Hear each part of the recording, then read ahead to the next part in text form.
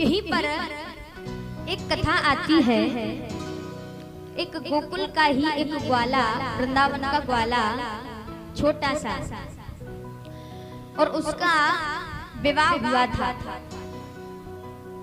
फिर बाद में गौना गौना होता है ना, गौना जानती है माताएं? गौना होता है ना, गौना। पहले विवाह हो जाता है, शादी हो जाती है, फिर उसके बाद में गौना होता है, फिर उस बहू को लेने के लिए जाते हैं। तो इसी प्रकार एक ग्वाला था, भगवान का सखा। तुम्हारा विवाह तो उसका पहले हो गया था।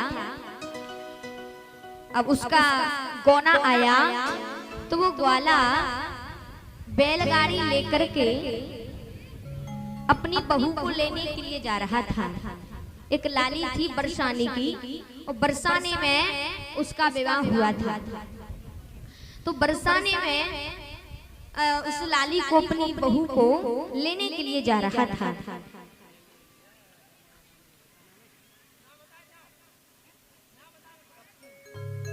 छोटा सा बच्चा पप्पू 111 रुपए से स्वागत सम्मान करता है। भगवान को बनाए रखे, परम पिता परमात्मा की आशीष बनी रहे, सुख समृद्धि दे परमात्मा। भविष्य में माता पिता का नाम रोशन करें। जोरदार तालियों से सम्मान करेंगे। प्रेम से बोलेंगे राधे राधे। तो अपनी बहू को लेने के लिए बैलगाड़ी लेकर के वो बरसाने में जा रहा है। बरसाने में जब जा रहा था तो भगवान मार्ग में मिले, कृष्ण मिले।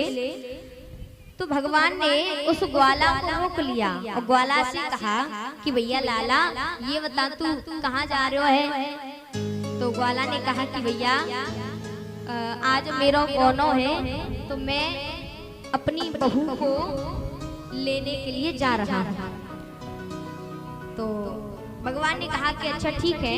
बहू को लेकर के जब आए तो बहू को मोड़ो, अपनी बहू को मोड़ो, सबसे पहले हमें ही दिखाइयो। अच्छा, ब्रजभाषा समझ में आ रही है आपकी?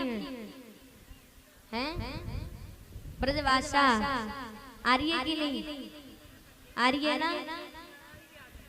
प्रेम से बोलेंगे राधे राधे। तो वो ग्वाला से भगवान कहते हैं कि हे लाला, तू जा तो रहा है, जब बहू को लेकर के आए तो सबसे पहले वाह को मोड़ो, हमें ही दिखाइयो। तो ग्वाला बोला कि ठीक है भैया, मैं सबसे पहले अपनी बहू का मुख तुझे ही दिखाऊंगा। ठीक है। अब लेने के लिए गया। उसकी जो बहू थी, जो लाली थी जिससे विवाह हुआ था, उस लाली का नाम था माधवी। क्या नाम था? क्या नाम था? माधवी। तो लेने के लिए गया। अब जो माधवी थी, उसकी माँ ने, लाली की माँ ने उसको बड़ा सुंदर सजाया, लंबा सा घूंघट लगाया और समझा रही है कि हे लाली, वृंदावन में एक कृष्ण नाम का ग्वाला रहता है, कृष्ण नाम का, और मैं तुझे समझा रही हूँ, ना बा को मोड़ो कभी देखियो और ना अपना मोड़ो कभी दिखाइयो। क्यों? क्यों मैया? तो वो लाली जब पूछ रही थी क्यों मैया, तो कहा कि तुझे नहीं पता है, वो बहुत खतरनाक है, बहुत खतरनाक है। तो इसलिए तो तुझे मना कर रही हूँ कि कभी भी उसका मुख मत देखना। तो लाली ने कहा कि ठीक है भैया, मैं कभी उसको अपना मुख नहीं दिखाऊंगी और ना ही मैं कभी देखूंगी। ठीक है।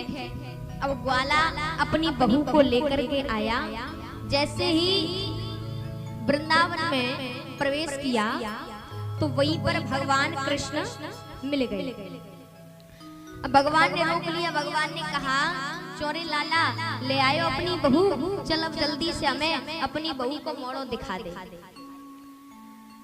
तो ग्वाला ने अपनी बहू से कहा कि देखो जी, ये हमारे सखा हैं, इनका नाम कृष्ण है और ये आपका मुख देखना चाहते हैं, इनको अपना मुख दिखा दो।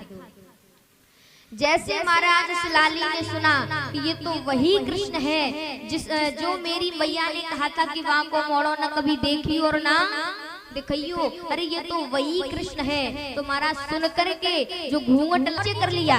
अब ग्वाला कहता है कि अरे हमारे सखा को अपना मुख दिखा दीजिए, ये देखना चाहते हैं। परंतु लाली महाराज कुछ नहीं बोली। तो भगवान ने कहा कि चोरे लाला ये मुख काई को नहीं दिखा रही है, कानी है का? बोले नाने लाला बहुत सुंदर है पर पतोना न जाने काई को ना दिखा रही।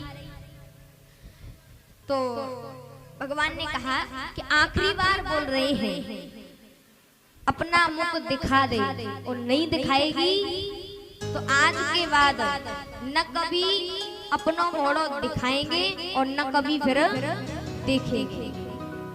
परंतु महाराज घूंघट नीचा कर लिया तो भगवान समझ गए कि मुख दिखाने वाली नहीं है। तो भगवान ने कह दिया कि ठीक है, अपना मुख मत दिखा, हम आज के बाद तेरा मुख देखेंगे ही नहीं। अरे इतनी सुंदर गई स्वर्ग से उतरी हुई अप्सरा आई है क्या जो अपना मुख नहीं दिखाती है? ठीक है, आज के बाद हम तेरा मुख नहीं देखते, भगवान ने कह दिया। अब महाराज समय व्यतीत हुआ, जब भी भगवान उस ग्वाला के घर पर जाते तो देख करके कहीं पर छिप जाती थी, अपने घूंघट को भी नीचा कर लेती थी, कभी भी भगवान के सामने नहीं आई, ना ही चेहरा देखा और ना ही अपना मुख कभी दिखाया महाराज।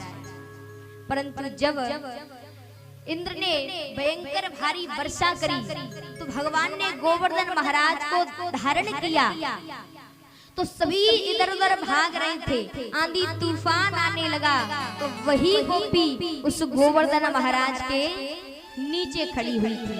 आंधी तूफान आने लगा, इधर उधर जब भाग रहे थे ना, तो आंधी तूफान से उस गोपी का जो घूंघट था वो घूंघट महाराज ऊपर की ओर हो गया, उड़ गया महाराज। और जैसे ही घूंघट उठा तो उसकी नजर भगवान की उस छोटी सी उंगली पर गई, जो उंगली गोवर्धन महाराज के नीचे लगी हुई है।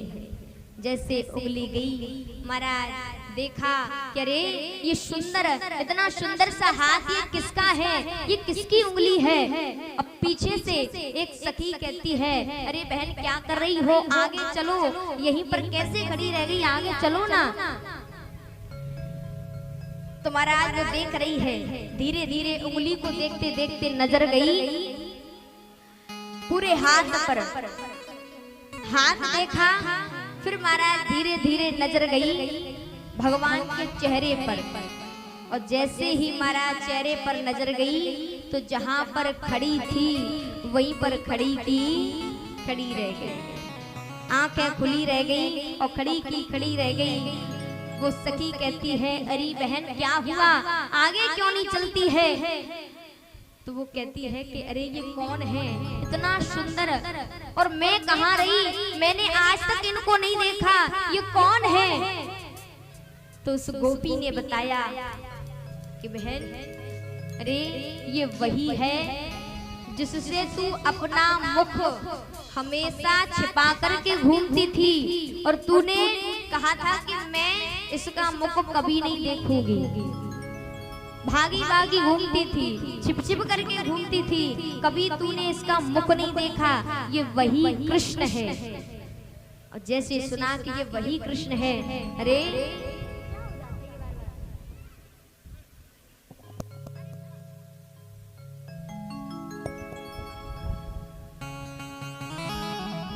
प्रेम से बोलेंगे राधे। तो कहा कि ये वही कृष्ण है जो तेरी मैया ने मना किया था कि कभी भी इसका मुख मत देखना और ना ही अपना मुख दिखाना। ये वही सुंदर कृष्ण के के दर्शन करने से वंचित रखा। अरे मैं इतने दिनों से इनके दर्शन नहीं कर पाई, इस घूंघट की वजह से। अरे आग लग जाए इस घूंघट में, तो इस घूंघट की वजह से मैंने कृष्ण के दर्शन नहीं कर पाए। आज के बाद मैं सारी लोक लज्जाओं को त्याग दूंगी, घूंघट को ही त्याग दूंगी। और महाराज कहा है कि वही माधवी लज्जाओं को त्याग दिया, उसने घूंघट किया ही नहीं, वही मीरा बन करके आई जो महाराज सारी लोक लज्जाओं को त्याग दिया। बड़ा सुंदर भाव है।